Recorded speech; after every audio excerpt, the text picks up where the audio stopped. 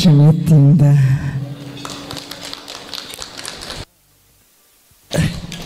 Дәл осындай сахнаға шығамын деп, сахнаның киесі Мақпал апам ғой деп, Мақпал Жүнісованың алдына барып әдемі ақ бата алғанында айтқаны ғой. Айналайын қарлыға, дәл осындай сахнаға шығып жүрсің ғой. Сондықтан мен саған айтарым, мен сияқты халқыңның алдына барып, иіліп тұрып сәлеміңді салсаң, халқың да саған жылы ілтипатын танытады деген керемет қошеметтеріңізді көрейінші. Ей, бәрекелді! Қайырлы күн, ханымдар мен мырзалар. Аяулы алақанасты толаналар мен асқар таудай болған әкелер. Иманы жүрегінде, ықыласы тілегінде, бірлігі білегінде жарасқан қазақтай дархан даламның шырайлы Шым қаласының төрінде орналасқан Шымкент холдай зәулім сарайдың астына бастарыңызды жинаған, тойды қазына еткен, той десе дертінен жазыла кеткен дархан даладай көңілі бар, тарихта қалар өмірі бар. Бүгінгі Нұрмахановтар әулетінің қуанышы құтты болсын дейікші. Құтты болсын, сіздерге де шығысты болсын. Ал енді шіркінай алыстағы қатшы беріп, жақындағы қатшы беріп, керемет зәулім сарайдың астына барлықтарыңыздың бастарыңызды жинағанда шіркінай. Сол зәулім сарайдың астына келген барлық тойшыл қауымға айтарым. Сабырлықтың сырын білген, білімді жандардай жаныңмен тыңдасаң. 90 түрлі тағамнан көзіңді қиып, басыңды бұрмасаң, мына өрешіліктің бәрі де менің сөзімнің мәні де бекер. Айтайын дегенім, Нұрмахановтар әулетінің іргетасын қалаған сәбиттей атамыз болған. Шіркінай, 3 ұлды, 3 қызды дүниеге әкеліп, анамызды жастай тастаса да, артынан ұрпақ қалдырды, Құдайға шүкір. Ал енді білесіздер, жастайынан тұмсықтыға шоқтырмай, қанаттыға қақтырмай, сол 3 ұлды, 3 қызды ұлдияға, қызды қияға қондырған. Сол 3 ұл 3 қыздан бүгінде 18 немере, 10 шөбере көріп отырған. Ана болу армандардың асыл дейді.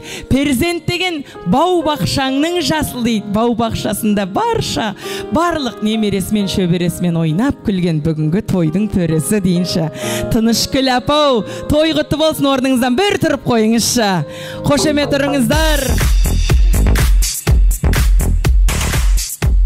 Ана деген шәріптен тұратын әдемі сөзге бас имеген адамзат жоқ. Сондықтан да әдемі ұрпағымен бүгінде тамырын терең жайып, бәйтеректей жайқалған Тынышкүл апамның ең үлкен ұлы ағайын. Бүгінде әдемі ағдастарханын жайнатқан, ең жақын жандарын әзгілігін бойлатқан, өсіп өңгендігін көрсетемін деген, тойға жинаған несібесін көлдетемін деген, ел құрметтесе, төрге шыққан құда-құдағиларым құрметтесе, ағайын туыстарым құрметтесе, жора жолдастарым құрметтесе, мен төрлетемін деген бүгінгі Ерғали ағамның құрметіне де аямай мырзалық көрсетейікші.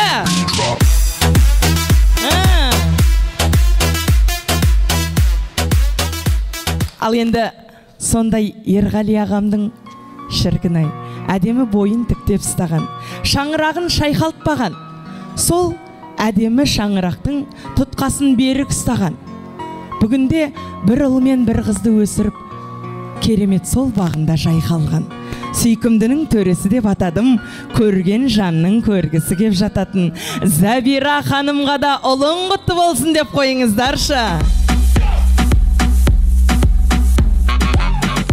Әке үйдің тірегі дейді, ана сүйген жүрегі дейді. Қосылса екі құдірет, орындалған перзенттің тілегі дейді. Шіркінай, бүгін перзенті де алғаш ақ түйенің қарны жарылған деп, ақ қаптың ауыз ашылған деп, керемет тойында бүгін ата-анасын төрге шығарып, омардай ұлын әдемі ақ отауы, ақ бесігіне салып жатқан жайы бар. Ендеше бүгінгі тойдың төрелерін әдемі қошеметтеріңізбен орта қалдыртайыншы. Ерғали аға. Басында орамал да жоқ, орамал. Берем қазір, қайттан берем. Міне, Есенкүл апамыздан алдық. Несіпкүл апа, бір орамал беріңіз. Бір орамал беріңіз. Бір орамал беріңіз. Білмеймін.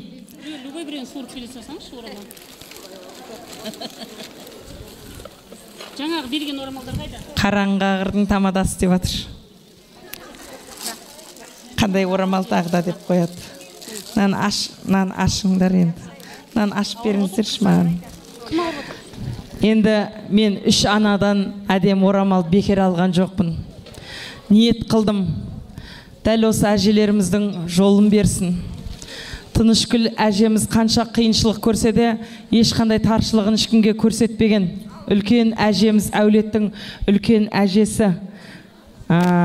Екі сол Тынышкүл апамыз сияқты үлкен әже бола берсін. Ал ақ орамал байқадыңыздар, ол біздің Есенкүл апамыздан.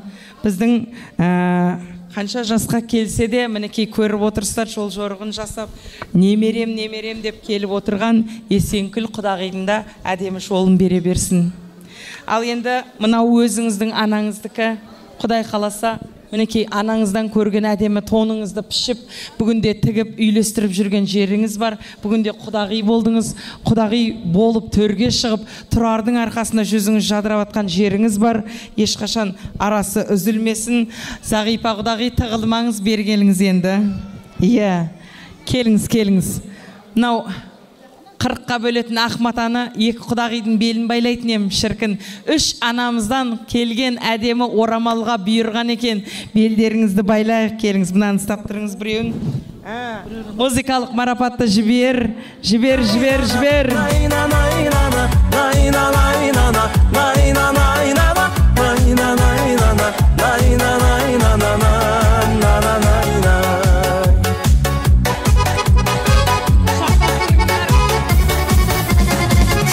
Жанdım da muzlandım, süysünüp tağı kızgandım. Мінекей ағайын, енді бұрында айтушы едік, 2 жастың арасын араласпа деп. Енді шіркін араласатын уақыт келді. Өйткені немереге таласатын уақыт келді. Сол немерені бермей қойып, мынау келінді әрмен қарай, ұлмен қазды болғанда, сол ұлдарының бәріне қарасам деп уәде бересіз ба? Берем. Ой, жаным, сол өз балаңды өсіргенше дейді, ал немереңді өлгенше дейді. Құдай қаласа өсіре беріңіз. Ал ыдыс-аяқ сықырламай тұрмайды. Енді бала шағалы болғаннан кейін Тұрармен онша-мұнша ұрысып қалған кезде қызымды үйге кіргізбеймін деп уәде беріңіз. Кіргізбеймін. Ей, жаным, сол үйге кіргізбесін, 2 жас бақытты болсын, өзімен өзі болсын деген әдемі біздің батамыз бар. Сондықтан да екеуіңіздің